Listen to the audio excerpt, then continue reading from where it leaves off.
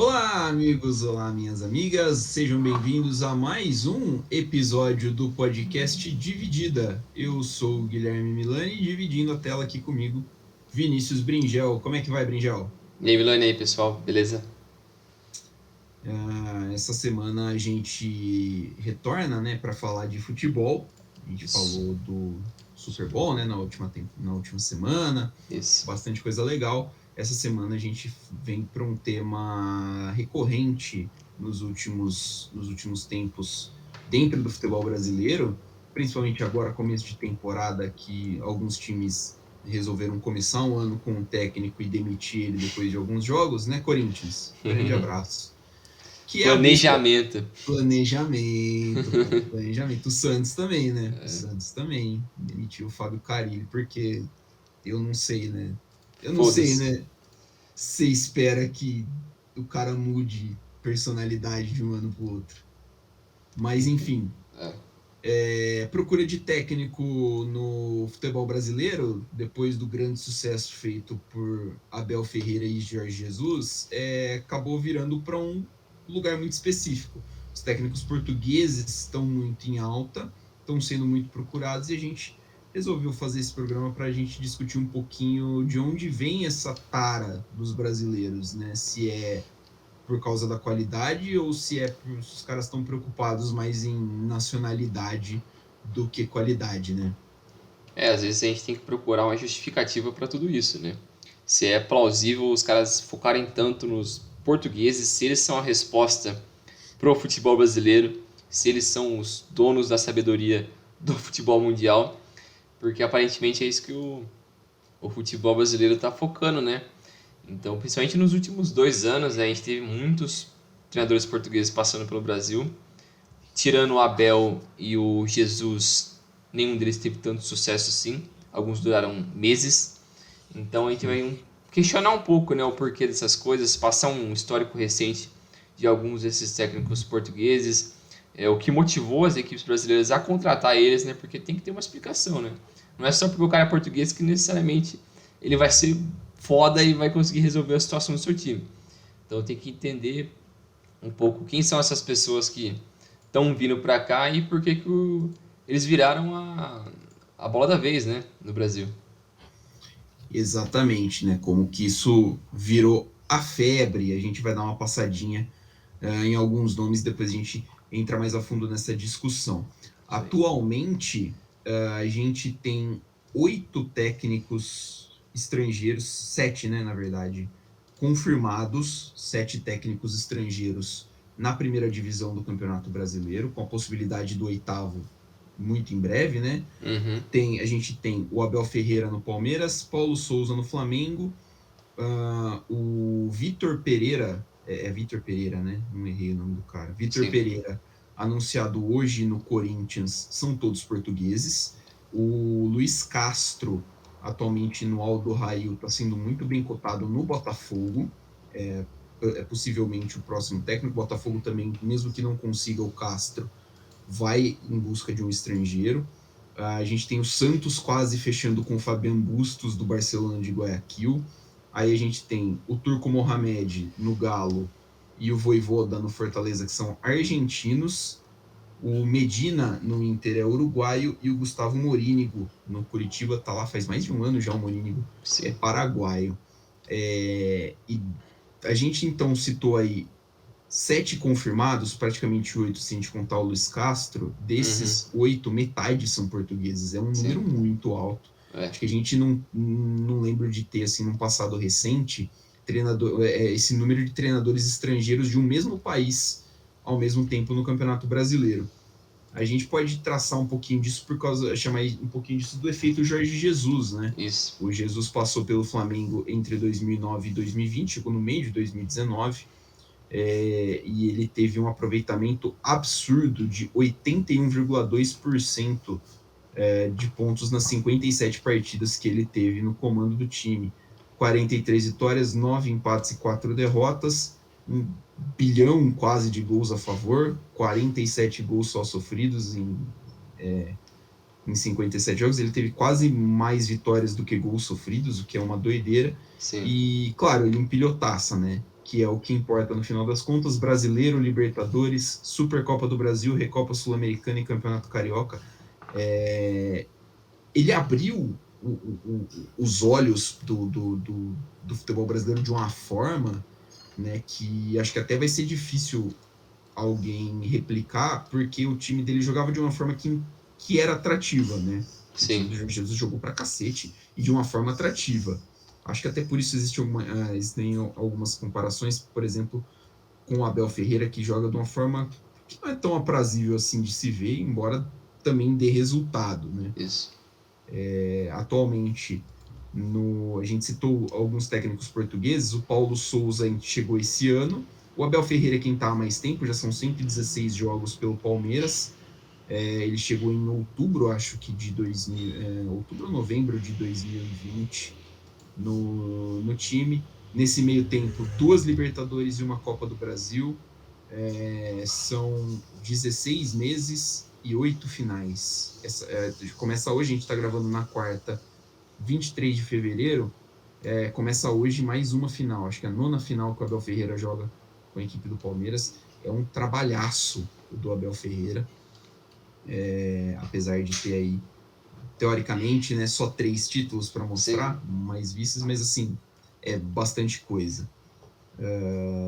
Passando aqui por alguns antigos, né, Brindel? Então a gente citou o Jorge Jesus, ele saiu do Flamengo no meio de 2020, foi treinar o Benfica, onde ele ficou até dezembro de 21 e foi demitido, né? Porque não rendeu. O time do Benfica não rendeu com ele, não deu muito certo, não foi o que se esperava. Esperavam-se um Benfica brigando forte na Champions League e principalmente no Portuguesão, e não foi muito o que aconteceu, né? O Porto desbancou muitas vezes. O campeão da temporada que o Jorge Jesus completa lá foi o Sporting, né? Uma fila de 20 anos que o Sporting quebrou. Depois do Jorge Jesus, o Flamengo inventou o Domenech Torrent, que foi um assistente do Guardiola, durou 3 meses praticamente, né? 4 meses. Depois o Rogério Ceni, que aí ficou um bom tempo, né? Ficou mais uns 8, 9 meses.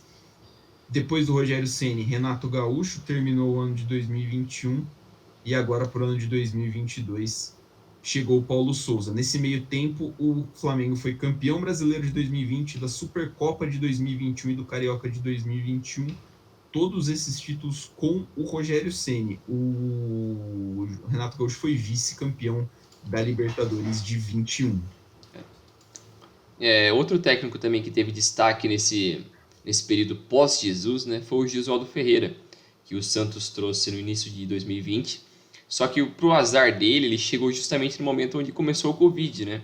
Então eu lembro que ele durou, se não me engano, de 3 a 4 meses no comando do Santos, mas teve problemas com o Covid, então por um longo período ele não conseguiu treinar a equipe, teve problemas com o salário atrasado, então foi uma confusão durante todo o período que ele ficou no Santos, por mais que foi um período curto, somente 15 jogos com 6 vitórias, 4 empates e 5 derrotas.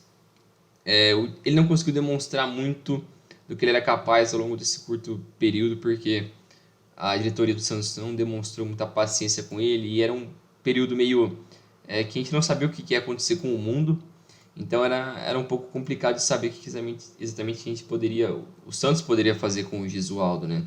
E ele é um cara que já é muito experiente, se não me engano ele tem 75 anos, ele teve uma passagem vitoriosa pelo Porto de 2006 a 2010, com o Braga também de 2003 a 2006. Ele teve, né, 10 títulos ao longo da sua carreira antes de chegar ao Santos. E o Santos, depois dessa passagem do Gesualdo, ele também, como você disse do Flamengo, parece que o Santos também não soube se encontrar no caminho que ele queria para tentar achar um técnico, né? Então, depois do Gesualdo, ele foi atrás do Cuca, que ficou por volta de 7 meses no comando.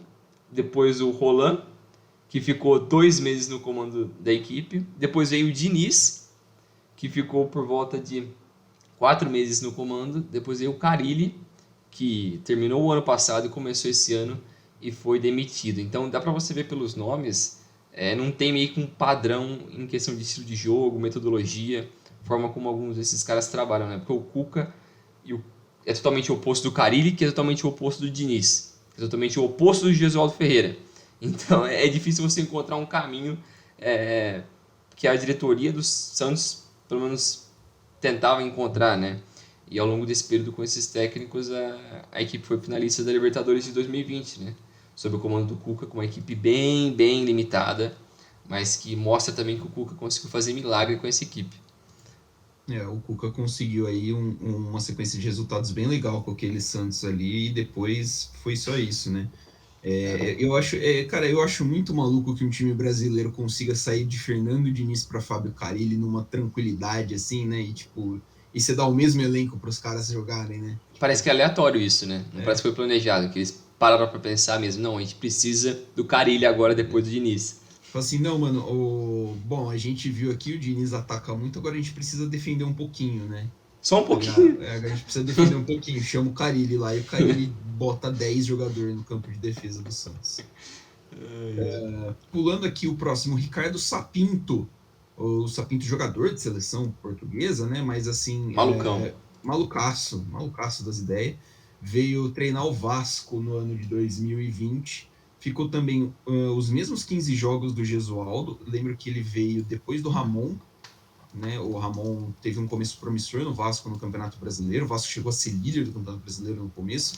O time caiu de rendimento, mandaram embora o Ramon, trouxe o Sapinto, 15 jogos, 3 vitórias, 6 empates e 6 derrotas.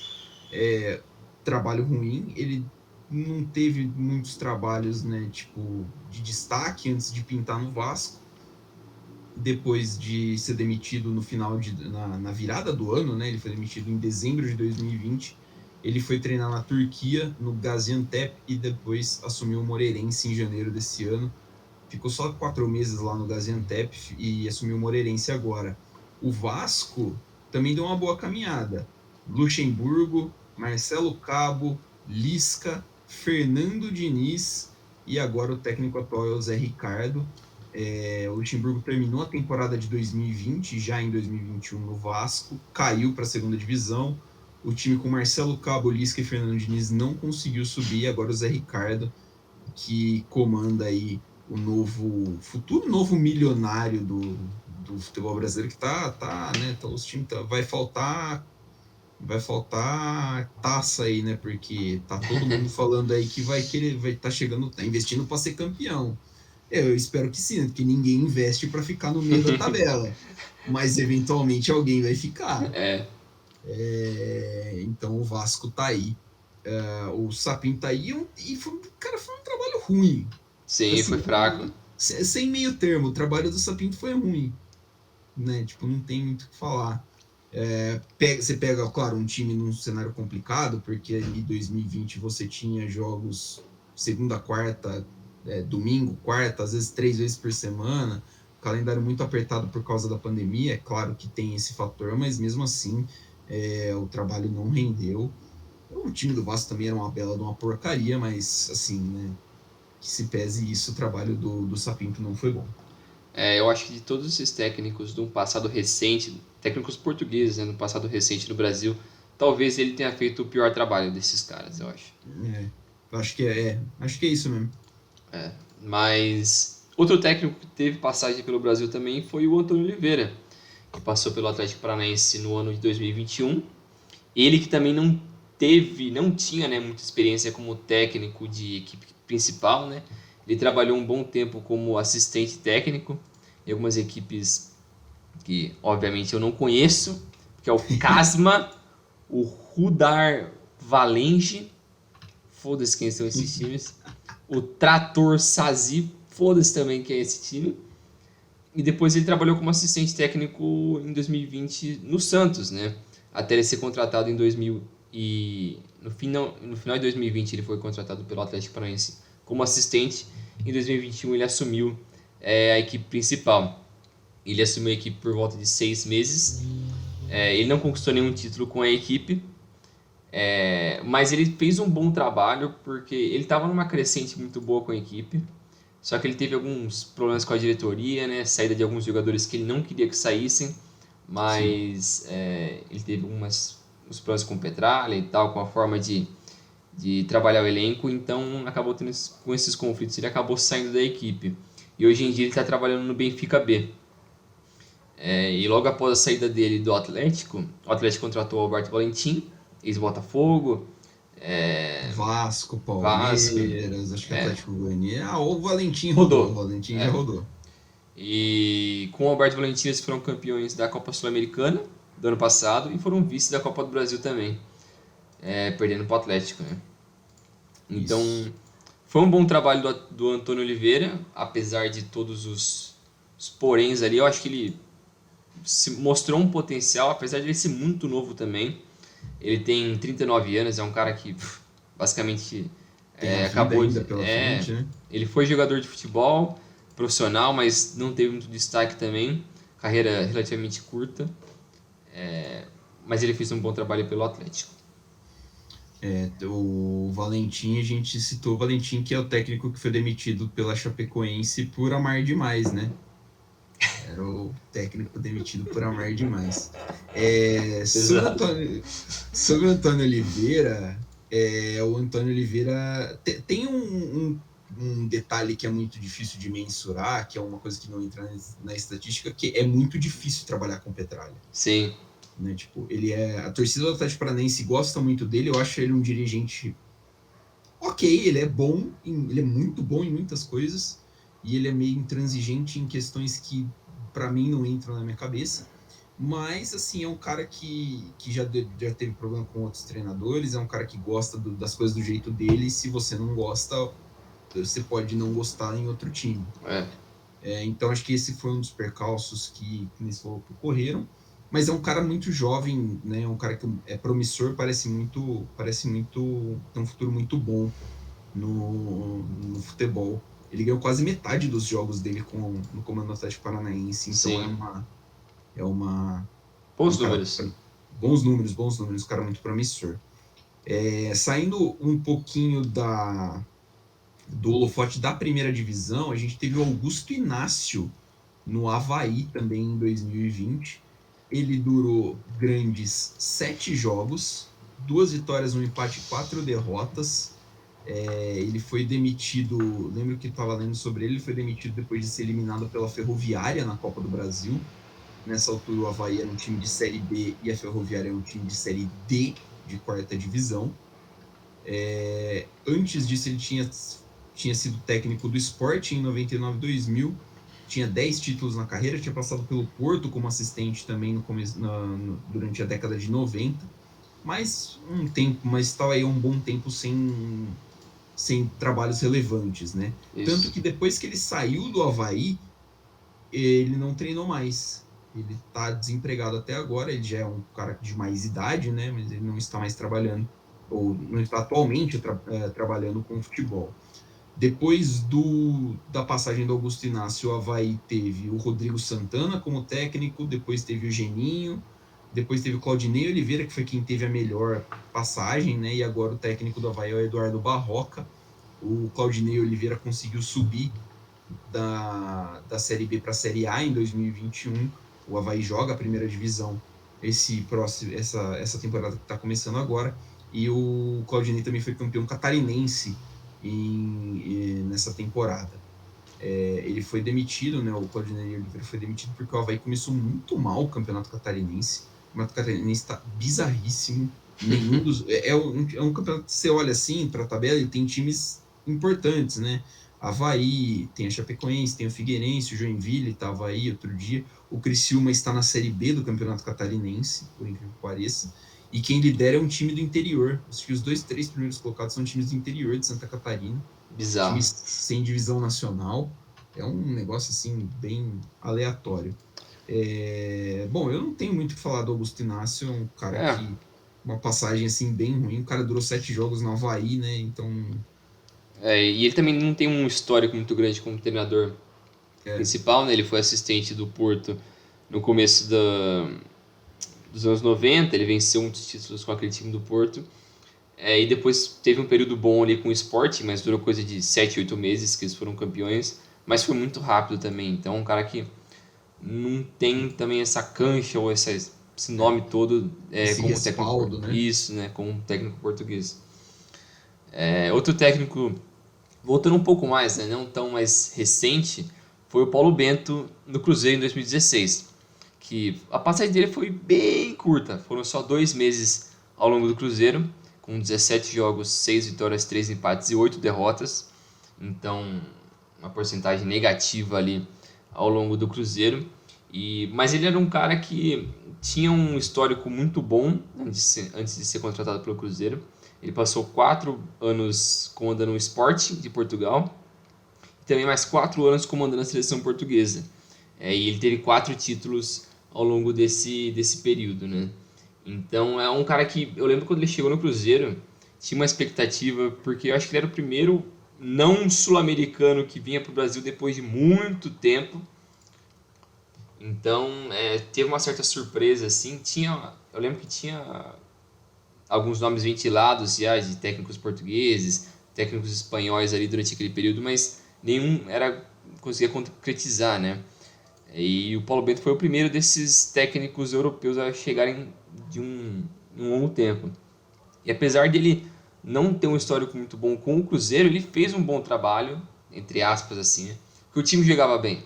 O time tinha um elenco bom, já contava com algumas peças que depois nos anos seguintes conseguiria vencer vários títulos, como o William Bigode, o Arrascaeta, o Robinho, ex-Curitiba, ex-Palmeiras, o Ariel Cabral, que ficou muito tempo lá também, o Lucas Romero, bom jogador.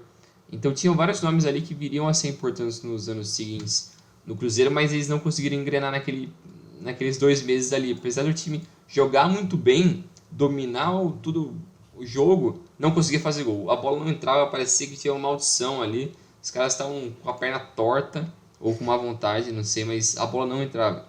A bola simplesmente não entrava e, consequentemente, a paciência dos dirigentes brasileiros não ajudou muito com ele, né?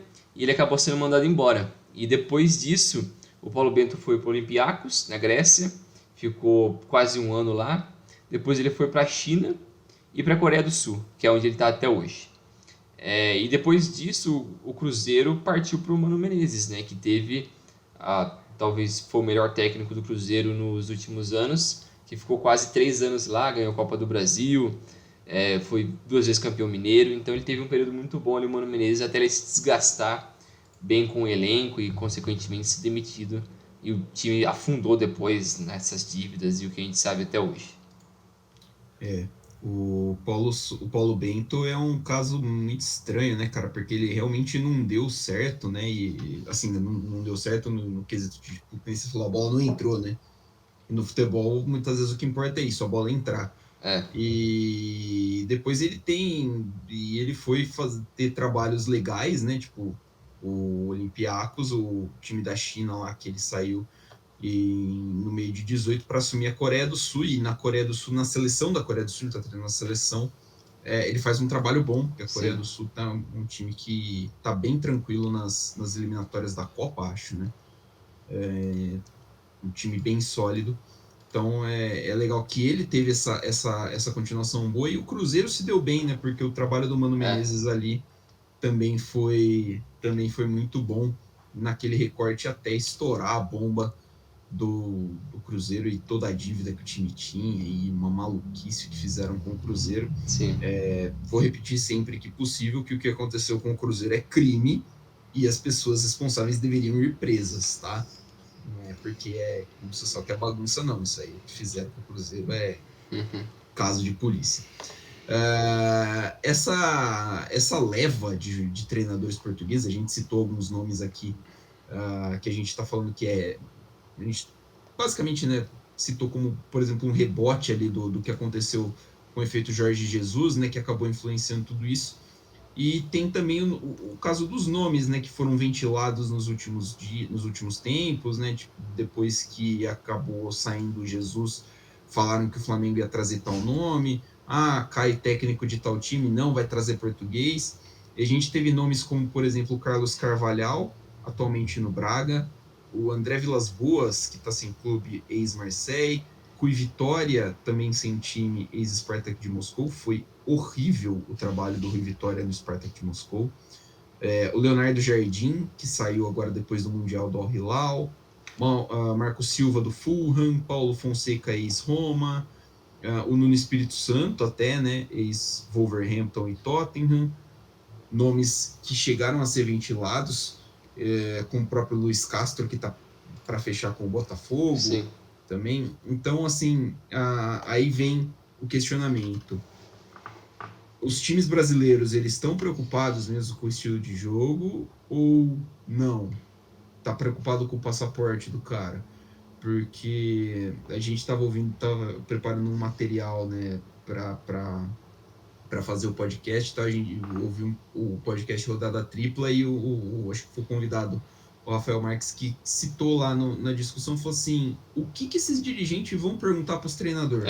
Isso foi engraçado. Essa parte foi muito boa, porque realmente foi assim, mano, o dirigente brasileiro sai daqui do Brasil com o dinheiro do clube, vai para Europa comer lá, passar uma semana em, sei lá, Lisboa, tomando vinho, e vai entrevistar o cara e vai perguntar o que para ele? O que ele acredita de futebol? Como é que ele vai fazer para botar 2 atacantes junto? Porque assim, a gente sabe que não é o modus operandi daqui você seguir um raciocínio, uma filosofia de jogo, né? Sim. É engraçado, né? Eu acho que a gente tem que buscar a fundo o porquê de toda dessa nova era dos portugueses no Brasil. Eu acho que tem várias formas de olhar para isso, como você mencionou esse podcast, né? Eu acho que eles trouxeram vários tópicos interessantes desse questionamento, se é por conta desse ciclo vicioso que a gente tinha de técnicos brasileiros, que era sempre os mesmos caras, toda hora. O Luxemburgo saía do Palmeiras, ele ia pro Vasco, ele ia pro Grêmio, ele ia pro, sei lá, pro Santos, ele ia sempre pulando. Você pegava um Filipão, ou você pegava um Abel, eram sempre os mesmos caras num ciclo interminável. E o que chegou ao ponto de a gente sempre, de agora buscar mais os portugueses, eles serem a única opção nossa, é porque o conhecimento dos técnicos brasileiros chegou num fundo do poço, a gente não consegue mais produzir técnicos decentes, é porque os técnicos portugueses são realmente muito melhores que qualquer um do mundo. O que faz a gente viver essa fase que a gente está vivendo? Eu acho que tem um pouco de um dos temas que eles trouxeram nesse podcast, que é o fato do estudo, né? Que os técnicos que foram muito vencedores no Brasil nas últimas décadas, como o Luxemburgo, o Scolari, o Parreira, até mesmo o Tele, voltando lá atrás, esses caras não deixaram nenhuma base teórica, né, ou de estudo para explicar o que eles fizeram, o pensamento deles, a estrutura que eles seguiam, o método de treinamento. Não tinha nada disso. Então é muito complicado para você passar conhecimento para uma futura geração ou para outros técnicos se você não tem essa continuidade, né? Não tem para quem você passar. Então vai muito do, entre aspas, achismo ali, né? Do cara simplesmente falar, não, eu acho que é isso, pronto, acabou. E isso eu acho que tem muito daqueles caras que são jogadores profissionais, terminam a carreira hoje e já quer ser técnico. Ele quer usar as experiências de vida dele como jogador para aplicar como técnico. E não é bem assim, né? A gente sabe, principalmente hoje, como o mundo do futebol ele evoluiu muito, né? Taticamente, fisicamente. O jogo de futebol não é só tacar a bola no pé de 11 caras e resolve ali, vamos ver o que vira. Tem muito mais por trás disso, né? Tem a parte tática, psicológica, física, tem muita coisa que evoluiu muito, que é difícil explicar, e eu acho que os técnicos brasileiros a cultura brasileira tem uma resistência a qualquer mudança, né? A mudança de estrutura, então você não ser mais... você seguir o mesmo modelo de treinamento, então, os caras ficam, mas por que eu tenho que fazer aquilo? Mas por que eu tenho que fazer aquilo? Já é difícil de criar essa aceitação do jogador, é difícil criar uma aceitação da mídia brasileira que talvez o técnico brasileiro não seja a melhor opção para tal equipe hoje, que talvez um técnico português seja uma melhor opção. E também tem um negócio de... Não é só porque o cara tem o passaporte português que necessariamente ele tem todo o conhecimento do mundo. Então a gente tem que olhar para isso de várias formas, né? Eu acho que dá para começar por aí com essa história desse ciclo vicioso, né? Exatamente. O que você falou da parte de não deixar registro, né, de não deixar uma base, é interessante porque assim a galera pode pensar, mas aí é só você ver o jogo, não sei o que tem. Vamos lembrar que a gente está falando ali de sei lá, anos 90, começo dos anos 2000, até, sei lá, e não vai muito longe, o Muricy, né, o São Paulo do Muricy ali, 2006 até mais ou menos 2010, e a gente não tinha analista tático no Brasil. É, Esse negócio de analista de desempenho, não, pegar vídeo daqui, analisar a ocupação, não tem, cara, isso aí é uma coisa nova. Isso é uma coisa relativamente nova no futebol mundial, imagina aqui no Brasil. é, Então, assim, a, o que eles chamam de literatura técnica, literatura tática, em relação a esse tipo de pensamento que o treinador tem, de formas de você organizar um treinamento, formas de você organizar um time taticamente, a literatura livro mesmo, tipo, isso não tem. Em português você vai ter em Portugal. Né? Portugal tem uma escola importante de treinadores já há muito tempo, então, e até por assimilação, né? Como o idioma é o mesmo, é mais tranquilo você ir para Portugal buscar essas referências e por que não ir buscar quem escreve essas referências, quem pratica essas referências. sim. Né? Acho que esse é um ponto. Outro ponto a ser discutido é a pobreza que a gente tem aqui dentro do Brasil na hora de formar, tanto na hora de formar profissionais, né? Porque eu acho que eu não sei se eu mandei para você, Brinja, um print do curso da CBF, Acho que não. da carga horária do curso da CBF, que você vai aprender sobre jogo de posição com o Osmar Loss. E assim, né, cara, respeito ao profissional, claro, né, os Marlos e tal, mas assim, porra, né, sério? Tipo, a CBF impõe muita barreira para quem quer ser treinador. Para você ser treinador, você tem que ser ou ex-jogador profissional ou formado em educação física, o que já não faz sentido. Sim. É um curso que tem uma qualidade, vamos falar que é uma qualidade bem duvidosa. Se não me engano, o curso da CBF, só o curso da CBF não é aceito como porta de entrada para outros cursos, como por exemplo o da UEFA ou de outros países europeus, ao contrário, por exemplo, do argentino. O argentino é. A escola argentina de treinadores também é bem rica. Sim. Então, acho que você buscar nos treinadores portugueses por causa dessa familiaridade é um ponto. Mas aí o time tem que olhar e tem que falar, é isso que eu quero.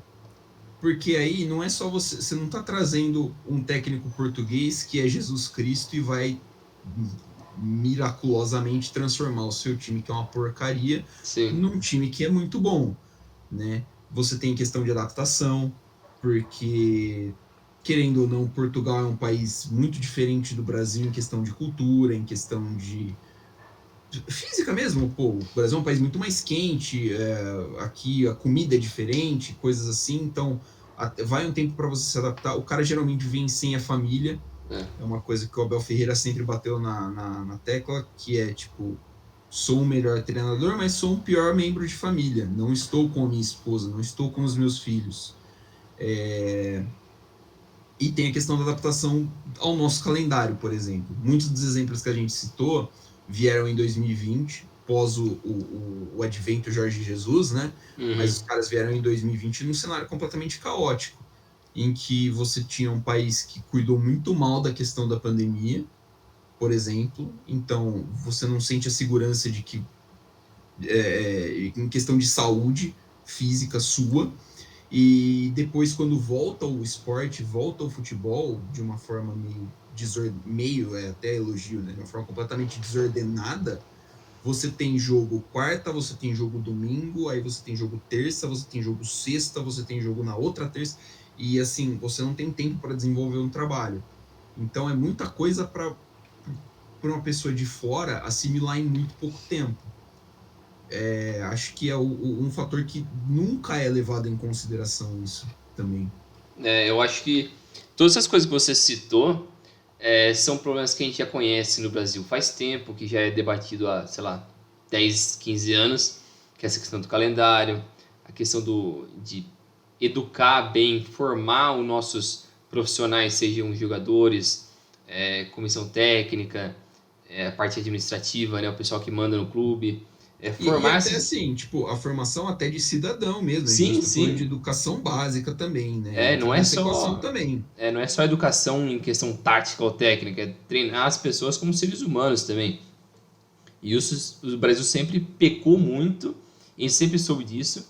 E eu acho que o principal ponto positivo dessa vinda de Jesus com sucesso foi que ele conseguiu abrir os olhos para o cidadão brasileiro, para ele parar um pouco com esse preconceito, porque o brasileiro é sim preconceituoso, ele tem preconceito com outras nações, ele só baba ovo do gringo quando o cara ele é bem sucedido, senão ele vai lá e é preconceituoso, ele é preconceituoso com o argentino, com o paraguaio, com o uruguaio, ele é preconceituoso. Então isso é algo também que sempre atrapalhou os outros técnicos sul-americanos quando eles iam para o Brasil. Porque a mídia brasileira já falava, pô, mas o cara, pô, mas por que contratar um cara gringo, que tal, não sei o que tem, o cara não sabe de nada, o cara não conhece a gente. Pô, cara, respeita o cara também. Às vezes ele tem um conhecimento, ele tem uma perspectiva de vida diferente que pode agregar ao seu clube, à sua vida. Então, a gente pode olhar as coisas de uma forma diferente. Não é só sempre a gente estar certo e foda-se. Os caras têm que, a gente tem que impor nosso estilo de vida, nosso pensamento nas pessoas, e é isso aí, quem não quer se adaptar, foda-se, vai embora. Não é assim também. Então é algo que essa vinda do Jesus eu acho que abriu muito os olhos de todo esse pessoal que faz parte do mundo do futebol, né? Do torcedor, do dirigente, do jogador, do técnico, para começar a olhar de uma forma diferente, de uma forma mais profissional e saudável para o que é o futebol. Para o técnico perceber que o futebol não é só tacar a bola ali para os caras e se virar, não é só escalar e já era. Para o dirigente também começar a perceber que não é contratar um cara só porque ele é famoso ou porque ele tem título, não, mas é pelo conhecimento que o cara tem, pelas escolhas que ele tem em relação profissional, relação humana, como ele enxerga a vida, como ele trata as pessoas. Então é sempre olhando de uma forma diferente. E também para o jogador começar a respeitar mais alguém que tem um conhecimento diferente e que ele pode aprender dessa pessoa. Não é porque o cara sabe mais que ele que você tem que ter medo ou alguma resistência ao cara. Ele tá lá para te ajudar, ele quer o seu bem como para você ajudar ele também, né? Um trabalho em equipe ali. E também para o torcedor parar de achar que é sempre um problema o cara ser diferente ou o cara ser gringo. Então acho que o Jesus mudou muita coisa.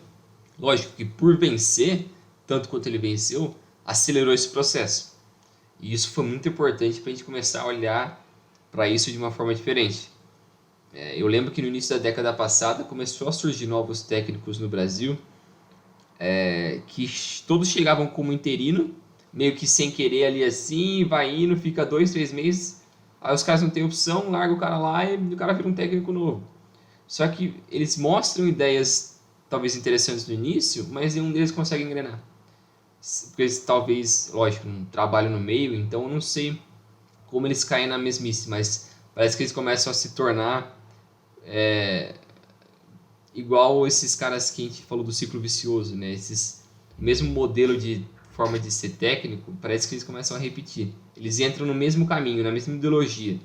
Então é um pouco complicado. Tem que ter esse intercâmbio de conhecimento, não só para o português vir aqui fazer o que ele quiser, não, mas para ele ensinar também os outros técnicos, compartilhar conhecimento, tentar entender de uma forma diferente, porque no fim todo mundo quer se ajudar, mas esse pensamento também do brasileiro de tipo, só eu posso ganhar, eu quero que o resto se foda, também atrapalha.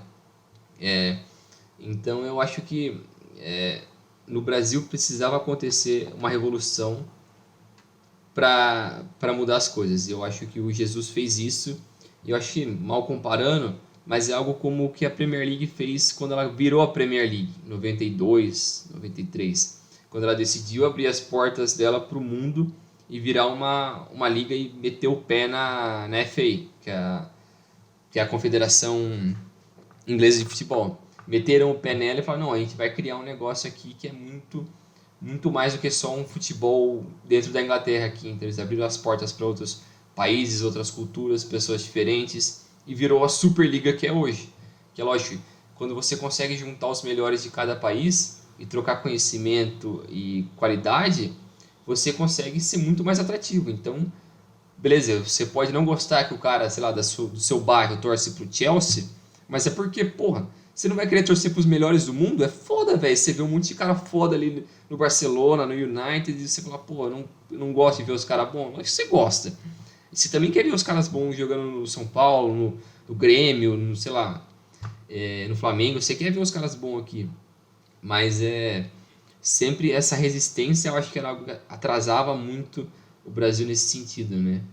Então, essa resistência eu acho que se encontra em várias fases do futebol brasileiro, na vida também do brasileiro. Essa dificuldade de abraçar o conhecimento e trocar ideias, né? Eu tendo a concordar bastante com isso, né? Acho que até a questão do calendário, você acaba viciando os caras, porque assim, pô, traz alguém diferente, não deu certo, não sei o que tem, e aí de repente você olha assim, pô, mas ele já tá acostumado com o estilo do calendário aqui do Brasil, né? Ele já tá acostumado do jeito que as coisas funcionam. Então você acaba voltando sempre na mesma alternativa É, por essa comodidade. sim, Acho que uma coisa que você falou da questão da troca é que a gente acho que precisa entender é que assim o mercado dos europeus, principalmente dos portugueses e dos europeus em geral, que eventualmente venham para cá, o mercado alvo deles não é o brasileiro. sim, A primeira oportunidade que eles tiverem de dar o fora daqui, eles vão. sim. Entendeu? O Jorge Jesus, amado no Flamengo, Maracanã inteiro, lindo, 80 mil pessoas cantando o nome dele. O Benfica ligou, ele não Vazou. pensou duas vezes, Foda-se. irmão, é tchau. Entendeu? Então, é uma questão assim, muitas vezes a gente tá, os times brasileiros estão buscando um português, especificamente, né, atualmente, um português, na parte assim, numa parte oscilando um pouquinho mais na carreira, talvez porque seja mais acessível, porque são caros, né? São treinadores caros, porque estão acostumados a ganhar em euro e a moeda tá puxado, né? Uhum. O câmbio não tá ajudando. E vem aqui, esses caras vêm no Brasil como uma oportunidade de se reposicionar, entendeu? Então, por exemplo, o cara vem aqui, faz um trabalho legal e ele já atrai olhos de times, por exemplo, na Espanha, atrai olhos, sei lá, de um Benfica, de um Porto, de um Sporting, de algum time do Oriente Médio, e aí ele vai para ganhar os dólares dele lá, os barril de petróleo que seja, times, sei lá, às vezes da Inglaterra. Então, assim, esses caras eles vêm e eles vão, independente. O alvo deles não é aqui. Então, por isso que é importante a gente observar. Eu acho que é legal os treinadores terem essa troca que você falou, né? Esse intercâmbio de experiências, esse intercâmbio de ideias, porque quem vai ficar são eles. É, E assim, o cara chega, por exemplo, é o que acontece com o Flamengo. O Jorge Jesus chegou, deixou a barra aqui em cima e mandou os outros se virarem. Irmão, se vocês quiserem atingir o problema disso, o alvo é. tá aqui. Qualquer coisa abaixo disso, os caras vão começar a achar medíocre. E aí vai sobrar para quem? Né? Então, os técnicos brasileiros, e acho que a cultura do futebol brasileiro pode começar a pensar nesse sentido de que assim, a gente precisa se manter atualizado, a gente precisa manter num nível bom, porque o nível subiu. É, Os caras vieram e aumentaram o nível, então, como é a gente que vai ficar, como é a gente e a gente querendo ou não, existe acho que essa vontade de mostrar, não, pô, eu sou melhor, é. eu sou bom. E acho que é até natural, né? Do meio competitivo como é o futebol. Como existe isso, você estar atualizado, você conseguir trocar informações com essas pessoas é muito bom para isso, para o seu próprio crescimento profissional. Ninguém está falando que você precisa copiar o Jorge Jesus, o Abel Ferreira, ou que seja o Zé Mourinho. É. Não, mas você pode tirar lições aqui, né? Forma de tratamento. Outra coisa que eu vi no podcast que achei muito legal, que é a questão de você trazer o grupo para si, Sim. né? É uma coisa que o Questão Mourinho psicológica, né? a questão psicológica é uma coisa que o Mourinho é mestre em Era. fazer. O Mourinho é mestre em fazer e acho que nos 4 ou 5 primeiros meses de trabalho. Depois ele manda tudo pra merda Vira zona. e aí vira zona. Mas ele sempre foi muito bom. O auge dele ali no Chelsea, na Inter, eram times mentalmente impecáveis, indestrutíveis. Então, assim, trazer esse aspecto de unir todo mundo, falar, ó, eu tô aqui por vocês, vocês têm que estar aqui comigo também, e é isso. É, O que eu tenho um pouco é, de medo é de acontecer dos caras não conseguirem evoluir nesse sentido. Algo parecido com o que o Renato Gaúcho fazia quando Jesus estava aqui. Que basicamente, na visão dele, o Jesus estava ganhando porque o time era rico, porque ele estava com é, sorte. Nada era por conta da competência do cara, era tudo, não, o cara ele chegou agora, ele não sabe de nada, ele não conhece a gente. Por que vocês estão dando valor para esse cara? Esquece ele. com Esse 200 milhões pensamento, eu também faço, né? esse pensamento pequeno que você tem que minimizar o sucesso de todo mundo só porque não estão dando a atenção que você quer para você. Então é muito complicado isso. Meu medo é daqui a pouco o Abel ir embora, ou o Paulo Souza não dar certo, e continuar nessa mesmice, sabe? Dos caras não conseguirem aprender com essa oportunidade que eles estão tendo agora e de continuar pensando, não, a gente é foda, não, mano. Se foda esses caras, eles não sabem nada, não. Foi tudo um acaso. Ganharam na cagada. E é um negócio que, tipo, sempre quando perguntam pra esses caras dessa velha guarda, eles ficam nessa ideia. O Nessa Luxemburgo é mureta. assim também. Então é muito complicado de você tentar, sei lá, amadurecer esse pessoal em questão de educação, porque eles não querem. Eles simplesmente não estão a fim de aprender. Isso quem perde é o futebol brasileiro, é o torcedor. O que a gente quer é o time brasileiro jogando no mais alto nível para ser competitivo, para, sei lá, para o italiano, para o inglês, para o espanhol, olhar um jogo do futebol brasileiro e falar, pô, que legal aqui esse time, pô, nível bacana e tal, para ter esse interesse. E essa também é outra coisa que eu acho que esses portugueses ajudaram muito a elevar um pouco, né, a imagem do futebol brasileiro e sul-americano para a Europa. Porque o sul-americano meio que ignorava um pouco o nosso futebol em questão de assistir mesmo. Primeiro, porque o horário é uma bosta. É, Nenhum europeu vai ficar assistindo 3 4 horas da manhã um jogo do futebol brasileiro. Mas eles também não davam muito valor para quem era campeão aqui, quem ganhou o quê. E eu acho que com a chegada desses caras, a mídia portuguesa começou a dar mais destaque para isso. A mídia da Espanha e de outros lugares começou a dar mais destaque para o que acontece aqui. Eu acho que isso é super importante para você exportar essa imagem do futebol sul-americano como para mostrar o quão rico ele realmente é. E ele é muito rico. Só que a gente consegue cagar no nosso futebol brasileiro e é muito complicado. A gente acaba sempre mostrando o lado negativo ao invés do lado positivo do que a gente tem aqui, né? as pessoas que tomam conta do futebol São sul-americano e do doentes. futebol brasileiro, eles odeiam futebol. Eles são completamente retardados. Eles são uns A, idiotas. a Comebol hoje, por exemplo, proibiu que a torcida do Atlético Paranaense fizesse um corredor para receber os caras fora do estádio. Sabe aquele corredor da hora que Uhum. passa o ônibus no meio, tal, essas coisas? A Comebol não permitiu. A Comebol proibiu os torcedores de torcerem fora do estádio. Mas os caras gostam do futebol sim, viu, amiguinho? Vai falar um quê pra uns caras desses, mano? Não tem como. Eu concordo, eu acho que é importante para você trazer um olhar um pouco diferente, porque esses caras conhecem o futebol brasileiro. Sim. Os europeus conhecem o futebol brasileiro. Na hora de vir aqui comprar os jogadores, todo mundo conhece.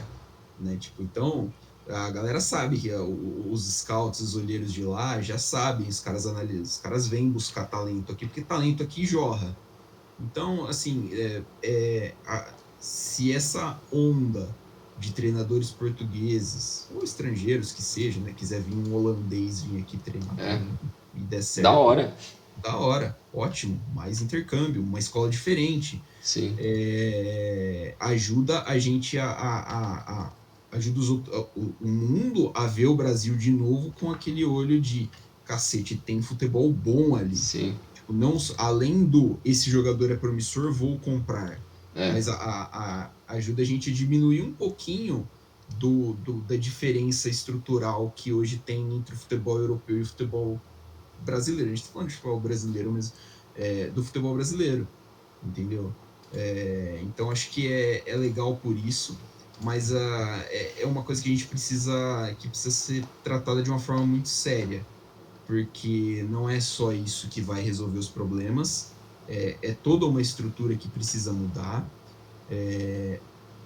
inclusive a gente cobra muito que os treinadores tenham uma formação boa, né? Os treinadores sejam isso, os treinadores sejam aquilo. A gente cobra que a mídia que cobre, a mídia que faz a cobertura seja isso, seja aquilo, seja imparcial, seja aquilo. Mas ninguém cobra que o dirigente tenha conhecimento. Ninguém cobra. Tipo, o dirigente, o dirigente, foda-se, ninguém liga. Mas não, ele é um cara cada vez mais importante e é a pessoa que precisa ter o conhecimento de... eu quero o time assim, eu quero isso, eu acredito que esse cara possa agregar nesse quesito. Então, essa questão da profissionalizar Sim. a galera do escritório, vamos dizer assim, do futebol. Acho que também esse é um passo que precisa ser dado. Quanto ao que é chamado de escola portuguesa, é meio lorota, né? Meio cascata, assim, porque os caras têm estilos completamente diferentes, né? Tipo, não adianta você... Não, eu quero um treinador português. E aí você olha, eu te dou o Abel Ferreira e eu te dou o Jorge Jesus. Qualquer um dos dois tá bom. E não é assim que funciona, não é assim, não pode ser assim, entendeu? Acho que não dizendo que existe um jeito certo e um jeito errado, ou que você deve escolher um jeito único de jogar bola.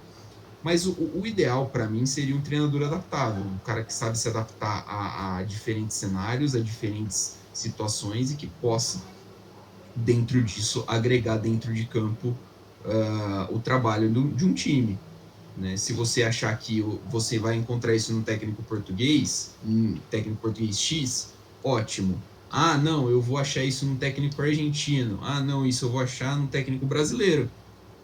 Ok, desde que você tenha plena consciência do que você está fazendo e não esteja contratando o cara pelo lugar onde o cara nasceu. Sim, eu acho que esse é o principal problema de toda essa questão, né? É você profissionalizar as pessoas que tomam as decisões de um departamento de futebol e elas decidirem o que eles querem e que pessoas que são qualificadas para aquilo que você quer. Você vai lá, faz uma lista, tem 10 negros que faz o que eu gosto. Beleza, vou ver qual que se adapta melhor ao que eu tô afim e tal, e vamos negociar e acertar com um deles. Não é basicamente na sorte, ou vamos ver uns nomes aí que são famosos, porque é muito relativo. Não tem como você fazer mágica também. Não é porque você vai trazer um cara que é português com um elenco de merda que ele vai conseguir fazer muita coisa. Não tem, você pode tacar o Guardiola ali, cara. Vai ser uma bosta. O time não vai resolver, porque o cara não faz milagre. Ele não transforma jogador ruim em jogador bom. Ele vai conseguir fazer o cara aprender a jogar bola. Uma parte mais tática, né? Que o brasileiro tem muita deficiência na parte tática. Então é algo que precisa ser trabalhado bem assim, ser bem conscientizado do que esse pessoal quer fazer e não tomar essas decisões baseadas simplesmente nesse achismo, né? Mas eu acho que a gente está numa direção boa, espero eu, né? Eu espero que sim. Eu acho que a gente tá. Acho que a ideia é caminhar para um futuro melhor. Um exercício que eu gosto de fazer é pensar no que teria sido do Jorge Jesus se ele tivesse assumido o Vasco no final Tá fudido. no Ele ia meio de apanhar. 19. Porque eu não sei se a galera vai lembrar, mas o Jorge Jesus foi sondado primeiro pelo Vasco no meio de 19 para assumir o time. O Galo tentou uma entrevista e aí depois ele foi. O Galo acho que levou ele para ver Galo e Flamengo, inclusive, e depois o Flamengo investiu. E aí ele abraçou o projeto do Flamengo, que faz sentido, né? Na época fazia sentido, hoje faz mais sentido ainda. E ele abraçou, mas imagino o que teria acontecido se fosse ele, por exemplo, no Vasco, que não tinha o elenco lá, essas coisas, né? Não foi o ano que o Vasco caiu, mas o elenco não era exatamente brilhante. E se ele não tem os resultados que se esperavam dele, talvez a gente não estivesse passando por toda essa fase. E aí a gente fica se imaginando onde é que estaria o cenário do futebol brasileiro, né? É uma loucura isso. Sim. Bom, Bringel, acho que é mais ou menos isso, né? Faltou falar de alguma coisa? Acho que é isso aí, a gente já deu uma boa esclarecida nesse tópico. Ficamos desse jeito então. Valeu, Bringel, até semana que vem, hein? Valeu, Milano, valeu, pessoal, até a próxima. Valeu, galera, até a próxima. Não se esqueçam de nos seguir nas redes sociais, @Dividida Podcast em todas elas. Valeu, um abraço.